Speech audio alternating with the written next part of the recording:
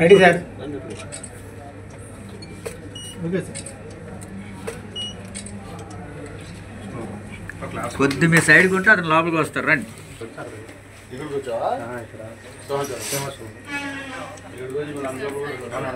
Light ఆపితే సరిపోతుంది.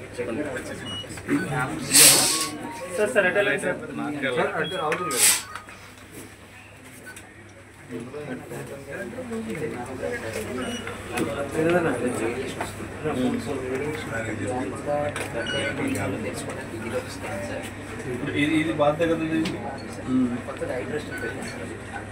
అదేంటంటే ఈ రెండు నాన్ ఇన్వేసివ్, అంటే ఏ రేడియేషన్ లేకుండా సైడ్ ఎఫెక్ట్స్ లేకుండా.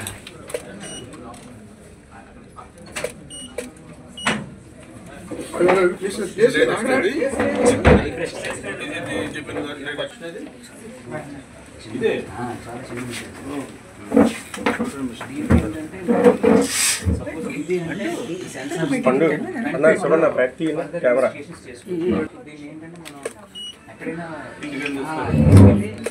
ఇప్పుడు మొబైల్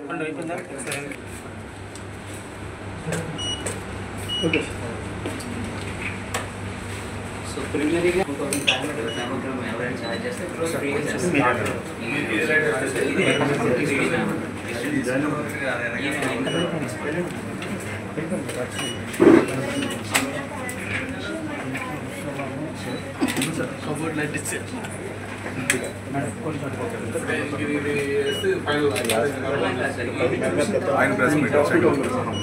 చేస్తాము.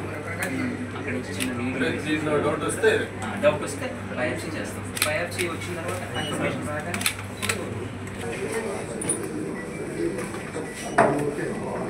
గుడ్ ఆఫ్టర్నూన్ అండి. మా ఆహ్వానాన్ని మళ్ళీ ముఖ్యంగా వరల్డ్ క్యాన్సర్ డే అంటే ప్రపంచంలో అన్ని దేశాల్లో కూడా ఈ క్యాన్సర్ గురించి అవేర్నెస్ కోసం జరుపుకునే దినం అనమాట. ఈ వరల్డ్ క్యాన్సర్ డే రోజు మనం ఎందుకు అందరం కలిసి ఈ వరల్డ్ క్యాన్సర్ డే జరుపుకోవాలి అంటే, ఇప్పుడున్న ప్రస్తుత పరిస్థితులు చూసుకున్నట్లయితే క్యాన్సర్ ఒక మహమ్మారిలా తయారై మనకి ఒక ఛాలెంజ్ అయింది దాన్ని ట్రీట్ చేయడానికి. అంటే చిన్న వయసు వాళ్ళకి వస్తుంది, పెద్దవాళ్ళకి వస్తుంది, అలాగే వర్గాల వారికి, అలాగే అన్ని రిలీజియన్స్లో కూడా దానికి డిస్క్రిమినేషన్ లేదన్నమాట. క్యాన్సర్ వీళ్ళకి రావాలి, వాళ్ళకి రాకూడదని. ఆ విధంగా అందరిలోనే మనం ఈ క్యాన్సర్ చూస్తున్నాం కాబట్టి ఈరోజు గణాంకాలు చూసుకున్నట్లయితే మన భారతదేశంలో ఒక సంవత్సరానికి 1,40,00,000 మంది క్యాన్సర్ బారిన, అలాగే ఒక 90 లక్షల మంది ఈ క్యాన్సర్ బారిన పడి చనిపోతున్నారు. సో ఇటువంటి తరుణంలో మనందరం కలిసికట్టుగా ఈ క్యాన్సర్ గురించి అవేర్నెస్ క్రియేట్ చేయడంలో మనం ముందుకు వస్తే మనం వేసే ముందడుగుతో ఎంతోమందికి ఎంతో విధంగా ఉపయోగపడుతుంది. ముఖ్యంగా మనం ఈరోజు ఈ క్యాంప్ చేయడానికి కారణం ఏంటంటే, మహిళల్లో ఈ రొమ్ము క్యాన్సర్ చాలా ఎక్కువ శాతం మనం గుర్తిస్తున్నాం కాబట్టి ఈరోజు సార్ అంగీకరించారు కాబట్టి ఈ క్యాంప్ కండక్ట్ చేసి, ఈ క్యాంప్ ద్వారా ఐ బ్రెస్ట్ అనే ఒక స్కానింగ్ సిస్టమ్ని, అల్ట్రాసౌండ్ బ్రెస్ట్ చేయటం కానీ, అలాగే మ్యామోగ్రామ్ కూడా ఇంచుమించు అది 2,500 నుంచి 3,000 రూపాయలు ఖరీదయ్యే మ్యామోగ్రామ్ కూడా ఈరోజు ఏ పేషెంట్స్కి అయితే ఉపయోగపడుతుందో వాళ్ళందరికీ ఉచితంగా చేయడానికి మేము ఈరోజు ముందుకు వచ్చాము. సో ఈ సందర్భంగా మన గౌరవనీయులైన గంటా శ్రీనివాసరావు గారిని కూడా మాట్లాడవలసింది. ఫెసిలిటీస్ కూడా చూసే అవకాశం కల్పించినందుకు మరొకసారి మీకు మనస్ఫూర్తిగా ధన్యవాదాలు. Thank you. తర్వాత సార్ ఒక్క నిమిషం అలా సార్ ఇటు సైడ్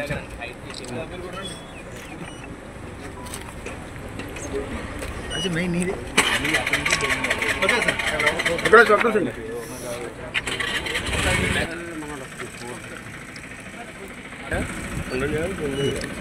లాగండి ఇది కొట్టిన తర్వాత తీరుగా మళ్ళీ ఓకే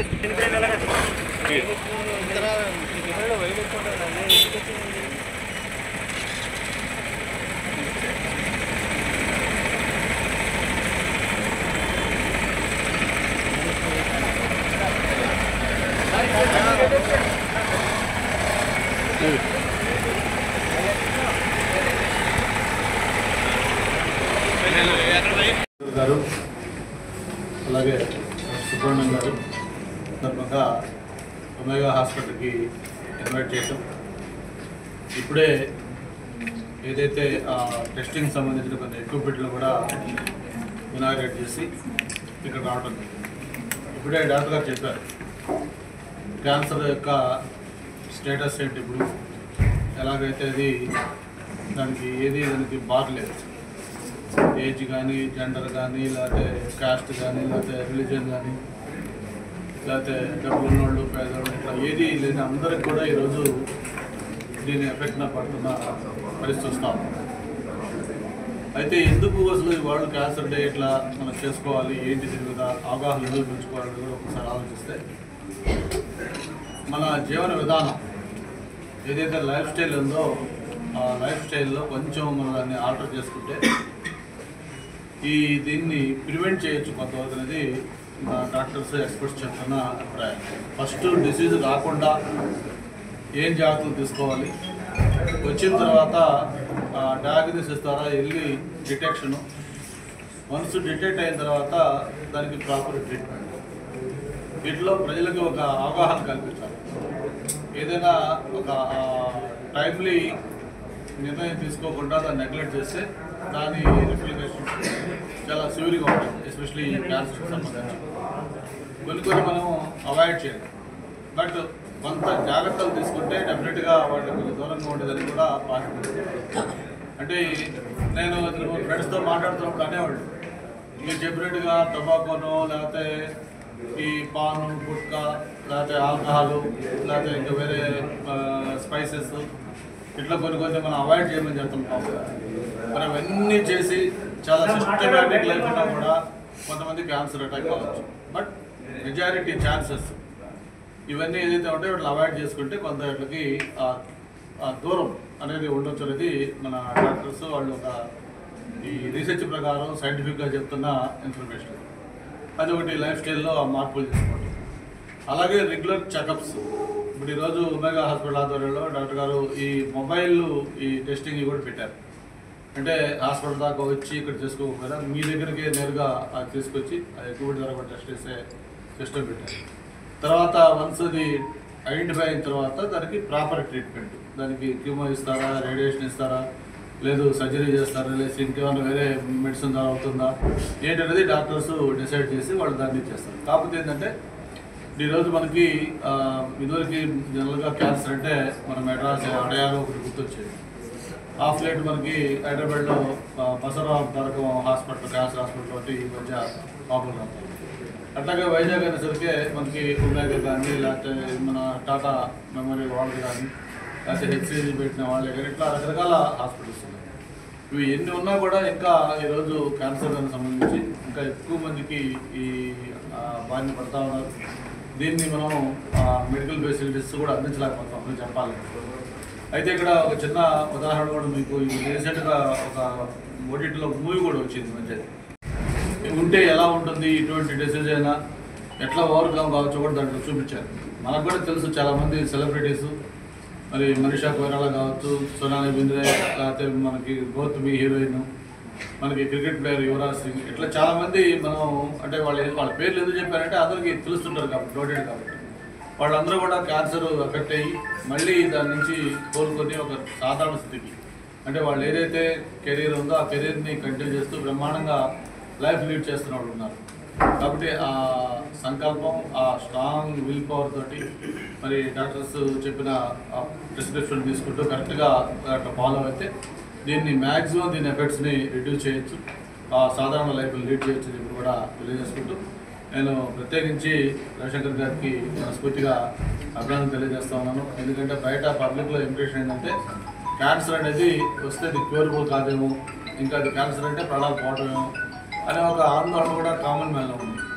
అటువంటిది పోగొట్టడానికి ఇటువంటి ఈ అవేర్నెస్ ప్రోగ్రామ్స్ ఈ వరల్డ్ క్యాన్సర్ డే కాదు, అటుగా రిక్వెస్ట్ చేసి కూడా ఏంటంటే ఇయర్లీ వన్స్ వచ్చే క్యాన్సర్ డే కాకుండా వెన్ అవర్ పాసిబుల్ మీకు ఎప్పుడు అవకాశం ఉన్నప్పుడు దీని మీద ఒక చిన్న ఇంటరాక్షన్ సెషన్స్ అవగాహన పెట్టి దీని మీద వాళ్ళని కొంచెం ఎడ్యుకేట్ చేస్తే కామన్ పబ్లిక్ కూడా దీని మీద అపోహలు పోతాయి. వాళ్ళు రెగ్యులర్ చెకప్స్ కూడా చేసుకుంటారు. ఇదివరకైతే మనం చెకప్ చేసుకోవాలన్నా కూడా దానికి చాలా ఇబ్బంది అయ్యింది. ఇప్పుడు అలా కాదు, మీ దగ్గరికే అన్ని ఎక్విప్మెంట్లు వస్తున్నాయి. హాస్పిటల్స్ కూడా నెంబర్ ఆఫ్ హాస్పిటల్స్ వచ్చాయి. అవి కూడా ఛార్జెస్ కూడా చాలా మినిమైజ్గా వచ్చేసి ఇప్పుడు ఇవన్నీ ఉన్నాయి. కాబట్టి ఆ రెగ్యులర్ చెకప్స్ చిన్న అనుమానం ఉన్నా లేకపోతే పీరియడికల్ చెకప్స్ ఏదో చూసుకొని వాటి మీద ప్రాపర్గా అవగాహన పెంచుకొని ఆ మెడిసిన్స్ అయితే తీసుకుంటే మళ్ళీ నార్మల్ లైఫ్ లీడ్ చేయొచ్చు. ఇప్పుడు కూడా తెలియజేసుకుంటూ మనకి వైజాగ్లో హెల్త్ సిటీ ఈరోజు మన చంద్రబాబు నాయుడు గారి నాయకత్వంలో ఆ రోజు దీన్ని హెల్త్ సిటీని ప్లాన్ చేయటం, ఈరోజు మొత్తం అపోలో దగ్గర నుంచి అన్ని హాస్పిటల్స్ ఈ చుట్టుపక్కల వచ్చాయి. ఒక మంచి కాన్సెప్ట్ తోటి మరి ఒమేగా కూడా రావడంతో దీంతో ఒక కంప్లీట్నెస్ వచ్చిందని అనుకుంటున్న హెల్త్ సిటీకి. ఈ హెల్త్ సిటీలో మరి అన్ని ఫెసిలిటీస్ కూడా ఇంకా ఏమైనా ఉన్నాయో కొంతమంది మధ్య చెప్పారు. అవి కూడా గవర్నమెంట్ దృష్టికి తీసుకెళ్ళాం. అవి కూడా మిగతా కంప్లీట్ చేయాల్సిన ఏమంటే కూడా కంప్లీట్ చేసి ఫుల్ ఫ్లెడ్జెడ్ హెల్త్ సిటీ చేస్తామని చెప్పి కూడా ఒకసారి తెలియజేసుకుంటూ మరి బోత్ గవర్నమెంట్ ఆఫ్ ఇండియా అలాగే స్టేట్ గవర్నమెంట్ రెండు కూడా కేంద్ర ప్రభుత్వ రాష్ట్ర ప్రభుత్వాలు ఈరోజు హెల్త్ అండ్ ఎడ్యుకేషన్ ఈ రెండు కడుగా ప్రభుత్వాలు భావిస్తూ ఉంటాయి. హైయెస్ట్ ప్రయారిటీ ఏ ప్రభుత్వం అయినా, కేంద్ర ప్రభుత్వం అయినా రాష్ట్ర ప్రభుత్వం అయినా, అది గవర్నమెంట్లో ఎవరున్నా కూడా వాళ్ళు ఈ రెండు వాటికి హైయెస్ట్ ప్రయారిటీ ఇస్తూ ఉంటారు. మొన్న నిర్మలా సీతారామన్ గారి బడ్జెట్లో కూడా చూస్తే ఈ హెల్త్కి సంబంధించి చాలా ప్రయారిటీ ఇవ్వటం, ఈ క్యాన్సర్ మీద కూడా ప్రత్యేకంగా 200 డిస్ట్రిక్ట్స్లో ఈ క్యాన్సర్ సెంటర్స్ కూడా ఏర్పాటు చేయడానికి కూడా ప్రయోజనం బడ్జెట్లో పెట్టారు. అంటే మొత్తం ప్రపంచంతో పాటు భారతదేశంలో కూడా దీని పట్ల ఇంపార్టెన్స్ ఏంటి అనేది ప్రభుత్వాలు గుర్తించాయి. అందుకే బడ్జెట్లో కూడా ఈ 200 క్యాన్సర్ సెంటర్స్ కూడా ప్రయోజనం పెట్టారంటే దీని ఇంపార్టెన్స్ ఏంటి, దీని నెక్స్ట్ ఏంటి అనేది ప్రభుత్వం కూడా ఫీల్ అయింది. ఈరోజు చంద్రబాబు నాయుడు నాయకత్వంలో ఆంధ్రప్రదేశ్ రాష్ట్రంలో కూడా ఈ క్యాన్సర్ పట్ల మరింత అవగాహన పెంచే విధంగా అన్ని రకాల చర్యలు తీసుకోవడం కోసం అన్ని ప్రయత్నాలు చేస్తా ఉన్నాం.